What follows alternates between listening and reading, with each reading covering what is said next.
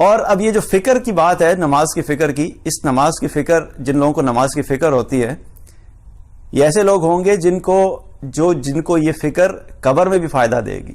ایک حدیث کا مفہوم ہے، آپ سے نے فرمایا کہ جب ایمان والے کو قبر میں ڈالا جائے گا، ایمان والے کو جب قبر میں ڈالا جائے گا اور منکر نکیر اس کے پاس آئیں گے اور اس کو اٹھا کر بٹھائیں گے اور اس سے سوال جواب کریں گے۔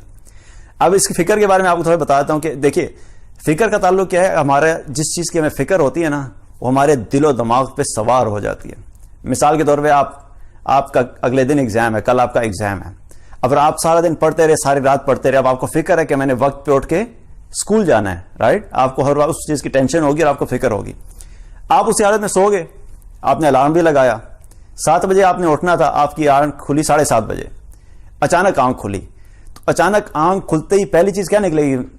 میرا پیپر، میرا تو آج پیپر تھا، میں لیٹ ہو گیا، اور فوراً کیا کریں گے؟ بھاگنے کی کریں گے۔ اس وقت اگر امی کہہ رہی ہوں گی کچھ کھا لو، ناشتہ کر لو، دودھ پی لو، تو وہ ساری باتیں سمجھ بھی نہیں آئیں گی، کان میں جائیں گی بھی نہیں، کیونکہ اس وقت دل و دماغ کس چیز پہ لگا ہوا کہ میرا پیپر تھا۔ تو جس فکر میں انسان سوتا ہے اسی فکر میں انسان کی آنکھ بھی کھلتی ہے، اور جب آنکھ کھلتی ہے تو پہلی چیز وہی چیز اس کے ذہن میں آتی ہے کہ میں نے کیا کرنا تھا۔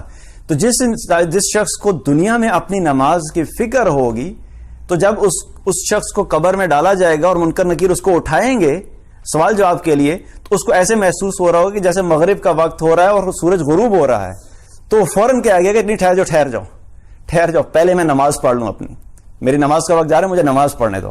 منکر نکیر پھر اس سے کہیں گے نہیں پہلے تم ہمارے سوال کا جواب دو۔ پھر وہ کہے گا نہیں کیا سوال ہے تمہارا؟ وہ سوال پوچھیں گے، وہ پھر کہے گا نہیں 1 منٹ ٹھہر جاؤ، مجھے اپنی نماز ادا کرنے دو، پھر میں سوالوں کا جواب دوں گا۔ اب یہ شخص قبر میں بھی اس فکر میں پڑا، یہ قبر میں بھی اس کو فکر ہے، کیونکہ دنیا میں اس کو فکر تھی، دنیا میں فکر تھی، اسی وجہ سے قبر میں بھی فکر ہے۔ تو انشاءاللہ تعالیٰ پھر حدیث کا مفہوم ہے اس کے آتا ہے کہ پھر وہ آخر میں جب اس سے سوال کیا جائے وہ اپنے سوال کا جواب صحیح دے دے گا اور وہ کامیاب ہو جائے گا۔ لیکن کیا ہے؟ فکر، دنیا میں فکر تھی نماز کی، تو قبر میں بھی اس کو نماز کی فکر ہوگی۔ اگر فکر ہی نہیں ہے تو پھر کیا کریں گے؟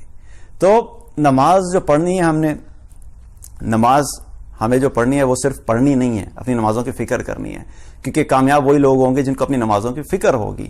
تو اللہ سبحانہ تعالیٰ سے دعا ہے کہ اللہ تعالیٰ ہم سب کو اپنی نمازوں کی فکر عطا فرمائے اور ان کو وقت پہ ادا کرنے کی توفیق عطا فرمائے، اور اس کو اس طریقے سے ادا کرنے کی توفیق عطا فرمائے جو اللہ سبحانہ تعالیٰ کی بارگاہ میں اعلیٰ درجے میں قبول ہو۔